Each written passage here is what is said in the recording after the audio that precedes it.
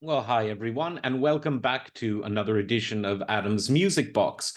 It was recently the anniversary of the 1970 release of Bitches Brew, a double album by Miles Davis that was his first all-electric album. He was heading in that direction in the years before, things like electric piano played by Joe Zawinul in the previous album, but this album was a full cacophony of electric everything, guitar, bass, keyboards, all sorts.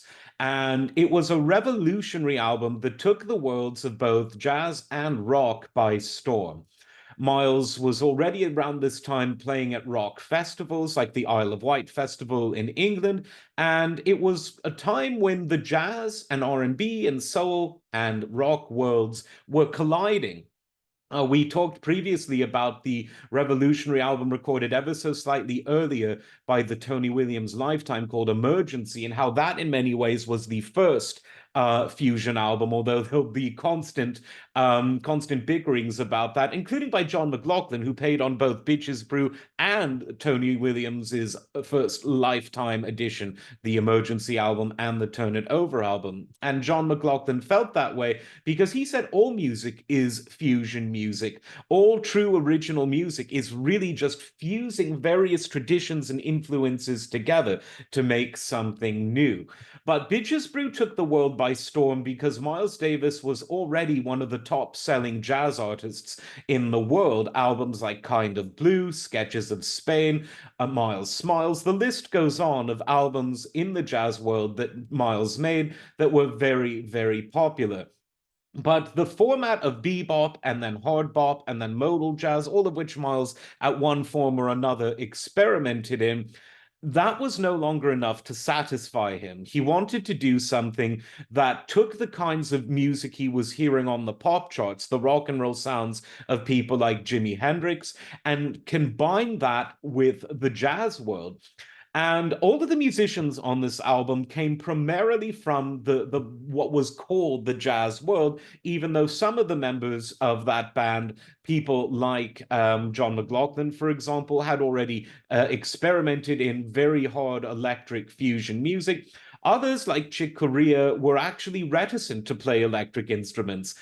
Chick initially didn't like electric piano, certainly didn't like synthesizer, wanted to remain a brilliant acoustic pianist. But the influence of Miles changed many lives because it was only a few years later that Chick Corea formed the electric version of Return to Forever, which not only had electric piano, but had all sorts of electric synths, electric bass played by Stanley Clarke, electric guitar that was most famously played by Al Di Meola, before that by Bill Connors. And so this album wasn't only influential to other musicians whose career it either launched or made much more prominent than they were before, but it begs the question as to some of the problems that later emerged in the jazz world. The jazz art form always had two sides to it. There was the side to it that was approachable, the more danceable side, if you will. And then there was the side that was more avant-garde, the side that was really a kind of fusion between African classical music and European classical music. When you put that together in an improvisational context, you get jazz. And how far into the avant-garde you want to take that is up to you. People, for instance, like Eric Dolphy and Ornette Coleman and Pharoah Saunders, one of my very favorites, were very avant-garde. And of course, John Coltrane, while he started in the bebop, hard bop traditions, he went very avant-garde in the early 60s and became even more so until the late 60s and up to his tragically young death. What Miles did with Bitches Brew and all of his electric period music, which lasted from the late 60s right up into his death in the early 90s, was to try to take jazz forward in both directions simultaneously. He got increasingly free, increasingly avant garde, but at the same time, he created a sound palette that wouldn't have been unfamiliar to the people listening to the multi million selling rock albums of the day. And so things like electric guitar, electric bass, synthesizer, electric piano, electric organ, all of these things would have been very familiar sounds to people who were listening to top selling rock and pop of the day.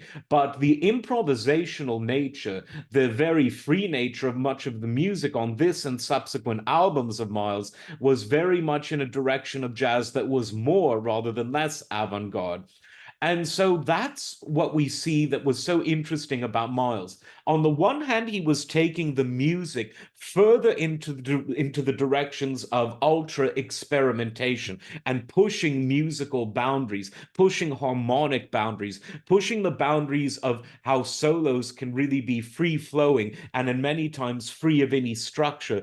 But through all of this, he maintained a groove. He retained a kind of pulse. And his follow-up album to this, Jack Johnson, had even more of a strong pulse, hinting at funk. And the album after that, On the Corner, was really a funk album that was based around jazz improvisation. Miles was correctly worried that young Black audiences in the US and beyond were becoming less interested in what broadly was classed as jazz, and they were becoming more interested in more direct, more danceable, more tightly arranged music like soul and funk. And funk was probably the most prolific expression of soul music in the 1970s. And so Miles wanted to connect with younger audiences and blacker audiences because jazz, he felt, was becoming a bit stale, a bit white, a bit old-fashioned. As a result, the jazz of the 70s was some of the most interesting jazz of all. I would actually say that the 70s is personally my favorite decade for jazz because anything goes, and names kind of didn't matter. Again, whether rock, jazz, all of these labels, they become more about marketing at this time than they become about the actual styles of music being played, since everything was kind of intersecting with everything else. Rock bands were playing funk bands were incorporating jazz improvisation, progressive rock bands were incorporating both jazz and classical, and so world music, so-called, was entering the scene, whereby influences beyond Europe and beyond the jazz that we had known, which of course always had an African component, but taking world music and taking direct disciplines from Africa, from Latin America, from various parts of Asia, was really coming into music across genres, even though the term world music was really something that only came about in the very late 70s and early 80s with things like Peter Gabriel's WOMAD.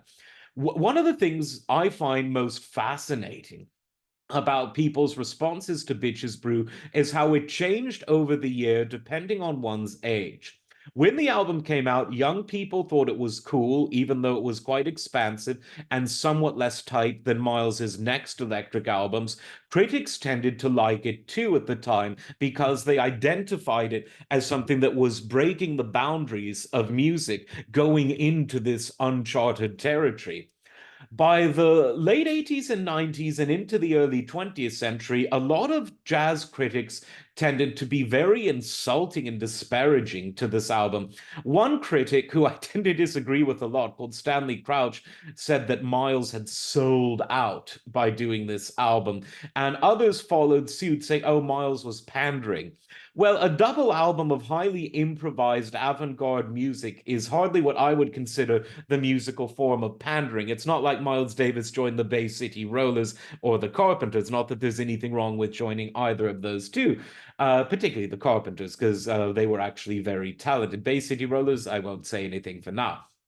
But this attitude that has come to disparage what we now know as the Miles Electric period from around about 1968, 69, 70 up to his dying day kind of infers that he should have kept doing the same thing over and over again. As a true progressive musician, someone who wanted to create so many different genres of music, as he readily admitted, he said himself, quite accurately, that he changed music multiple times. He didn't want to remain stale. And another reason for that, besides this impulse, is Miles wasn't particularly known as a great soloist. He was very much a stylized soloist whose tone was unmistakable, beautiful at times, interesting at times, but he wasn't one of these flashy types of soloists. His true great genius was in the following ways. One, composition, obviously. Two, his ability to create musical sound palettes that were unique and that were interesting and that were emotive. And the other great thing that Miles was known for, much like a maestro or even the owner of an ensemble, is that he was able to bring together groups of musicians who might not have otherwise been together and challenge them to do things totally different than what you did before. In other words, when you enter, especially during this electric period, when you enter a Miles Davis outfit, it's as though you play a certain way for Miles, which influences your subsequent playing, even though you never play quite the same way without Miles. And that was, again, one of the amazing things he did. He was truly a maestro. When he resurfaced in the early 80s after taking time off in the mid and late 70s, he played the trumpet less and less. He really started to embrace this role as maestro, and he continued to embrace new musical instruments around him, new musical technologies, new forms of synthesizer. And before his death, which was before his time in 1992, his final album was a hip hop album, jazz hip hop fusion, if you will. And hip hop was, of course, the form of music that was absolutely conquering both the pop charts and hearts and minds in the early 1990s and beyond. So if Miles had lived longer, I think it's relatively safe to assume he would have continued to do very interesting collaborations with the musicians of today. You could imagine him collaborating with some of the huge hip hop artists, whether it would be Dr. Dre or Tupac in the 90s, people like Kanye or Ye in the 21st century. We could really see that. And the influence of Miles was felt not only on the jazz fusion of the 70s bands like Weather Report, founded by a Miles alumnus, bands like Return to Forever, people played in Miles, Mahavishnu Orchestra played in Miles, the list goes on. But we see bands like, or groups rather, rap groups like A Tribe Called Quest or Gang Starr, who were very much influenced by what Miles was doing. His influence was much deeper than any sample could betray. It was a way of doing things more than the music itself, although the music itself was endlessly fascinating. Since then, I think more people, since the 90s and 2000s, that is, I think more people realized that Electric Miles was not only one of the things that changed music, I would say for the better, but a lot of people are now saying it's some of his most interesting work because the young generations today who have grown up in an environment where not only musical genres are fused, but music from around the world is fused, they're going to be much more accepting and embracing of this kind of music than the type of people who want to put jazz in a museum, who want to make it stiff and stuffy and dusty.